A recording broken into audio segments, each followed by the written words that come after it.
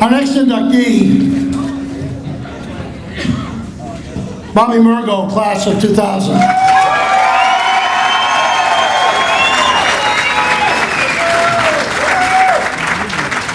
Those of you who have been here before may have heard me talk about the pantheon of athletes that are in the Hall of Fame. Some of them are just really, really exceptional. The inaugural class into the Hall of Fame, all of them exceptional. One of the level of exception comes up every now and then.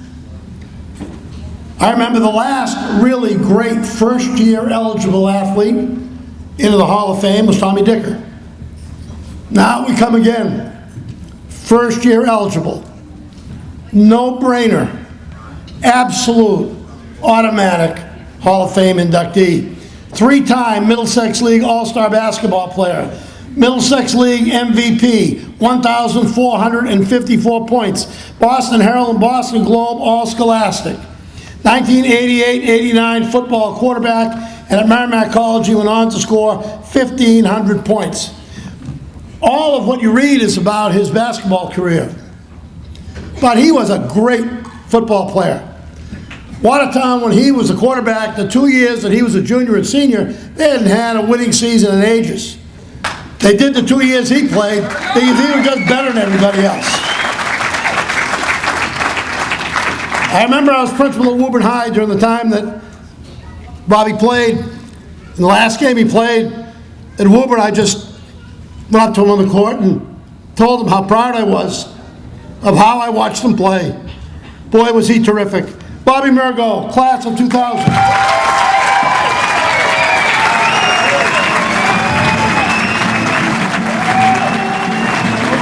His coach, Steve Harrington, will present the award.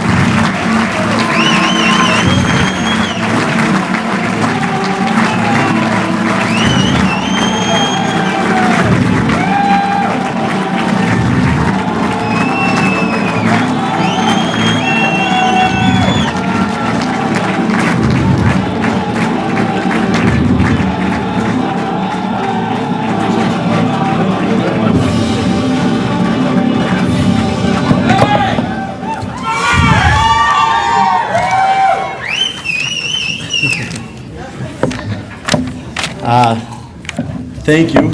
A little nervous. First, I want to start by definitely thanking the Hall of Fame committee for all this. It's truly an honor to be up here. There's just everything fell together. Being with Renee, we grew up together and played basketball numerous amount of times, always being at the boys club, things like that. So just perfect timing. So I wanted to thank the committee for that. Aside from that, I want to thank my friends and family for being here tonight. They have been so supportive, so everything. I mean, even friends during high school that would come to my games and for the team, of course, and they've just been very, very, very supportive, and I really appreciate that as much as I don't know if they know that, but it meant a lot to me and our team. I also want to thank my teammates because I think this is something for all of us. It's not just about me, it's about our teams and how we work together and, you know, went to battle, tried to win every single game we could, went as far as we could my senior year and even my freshman year and making the tournament and things like that. Jeez.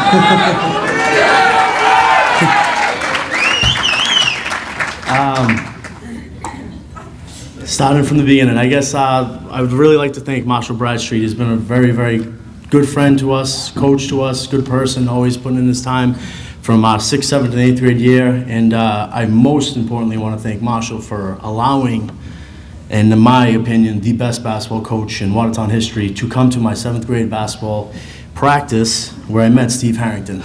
So that was big for me. But before that, like Renee said, the boys club was always something very special to a lot of kids. But for me, it was more than just basketball. It was the staff there and my friends and I going there after school all the time. And you know, we were there 90% of the time. I think we were actually very upset that Ernie and Joni thought that they could have a Sunday off. And we were very upset that they weren't open on Sunday. But I want to thank Joni and Ernie, and Joni, Ernie, Renee, and I, we were very close. But aside from that, Ernie is someone that I really, really, really want to focus on tonight. Ernie Thibodeau.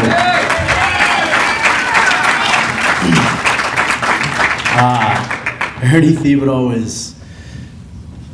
he means so much to me as a friend, a father figure, a coach, a person, and I guess even an older brother. He has taught me so many things. He's been there for me when I had my ups and downs. He was there when I was a punk and gave me a kick in the butt. He's just been there for everything, and I never really had an opportunity to tell him how much I care about him and how much he meant to me growing up, because it's a time in your life where your parents work hard and they trust that we go to the boys club and we have great people like Ernie Thibodeau and Joni Kelly.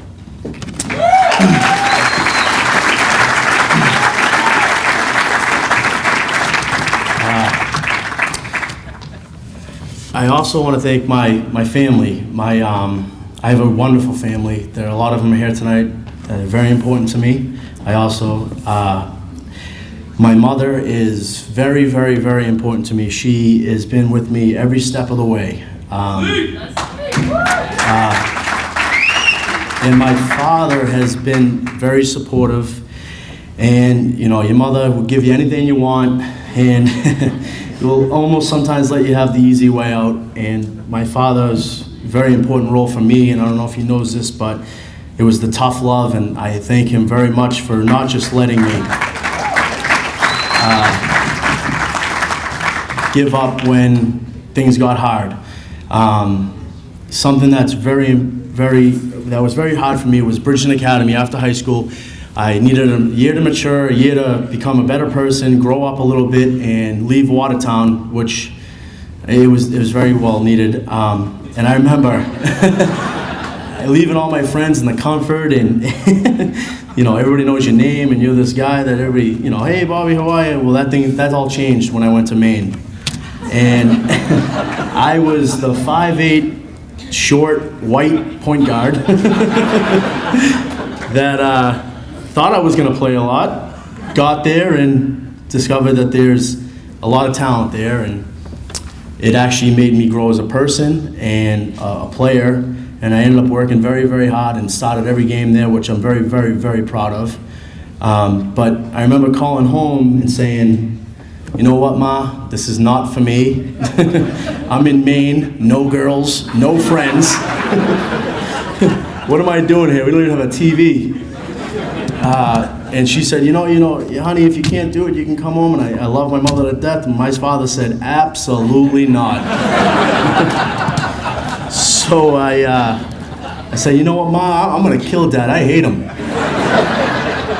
And you know what, Dad, thank you, because that was the easy way out to come home. And you made me stay. It was the best year of my life. I learned. I became a man.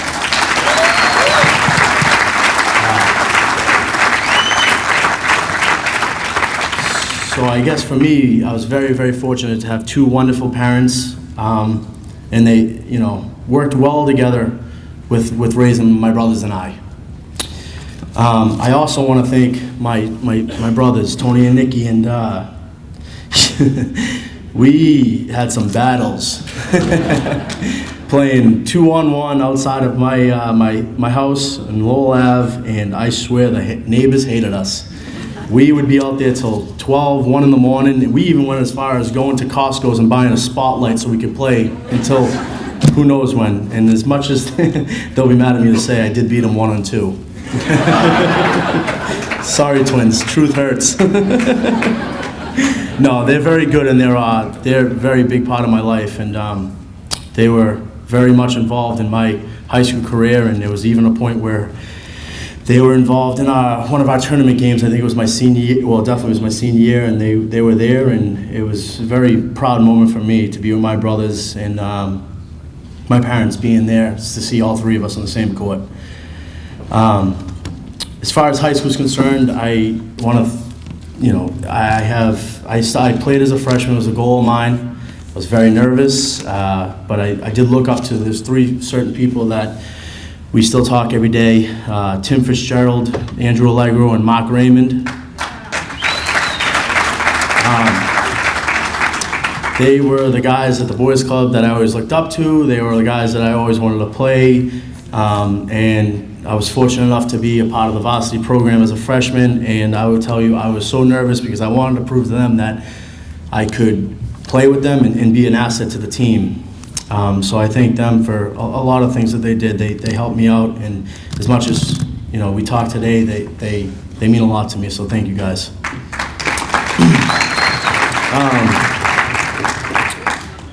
I also want to thank Coach McGovern. He was my head football coach, a very great guy. We have a really good relationship. I talk to him once in a while. He is doing well, supposedly. I haven't talked to him in a couple months, but he's been very, very positive in my life. He wanted me to play football and just didn't work out. Basketball was my love. But he was just an outstanding coach, outstanding person, and I'm, again, fortunate to have him as a football coach. Then from Bridgeton, I moved on to Merrimack, where I got very lucky and worked very hard for athletic scholarship. And Bert Hamill was my coach. He was an unbelievable coach, unbelievable person. I grew as a person there, and still in contact with Coach Hamill, where I tore my ACL second day of practice, and again wanted to come home. But you live and you learn, and you work hard, and you have to get over some hurdles that aren't that easy. So went on there and did okay, graduated, and that's, I guess, my most important thing for me.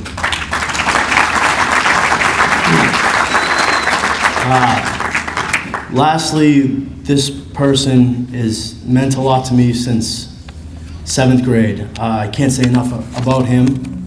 He's means a very, very, very lot to me.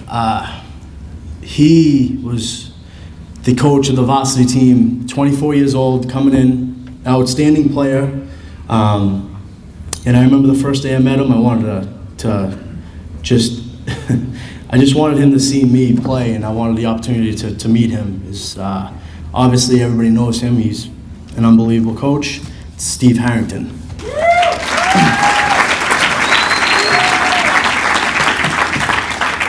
Steve is, I don't even know where to start. He means so much to me. He taught me so many things. I am so lucky to have had a coach like him, and I owe a lot to him because I do not think I would have had the opportunity to play at Bridgeton and Merrimack if it wasn't for Steve Harrington. He knew the game. He was young. He understood what it took to become a scholarship player. He understood what it took to become a team player. He understood what it took to win. And I think a lot of people know that here. He is season after season, he finds ways. He might not have the most athletic team, the tallest team, whatever it might be, but he finds a way to win. And he is an older brother to me. I call him today about business, about basketball. We talk. I truly love him. And he is just, I think Watertown's lucky to have someone like him. And the kids that play for him should understand that if you listen to him, you will be able to play to your full potential. That being said, love you, Steve. Love my family. Very thankful, and I'm very proud to be a part of the Hall of Fame and also Watertown basketball. Thank you very much.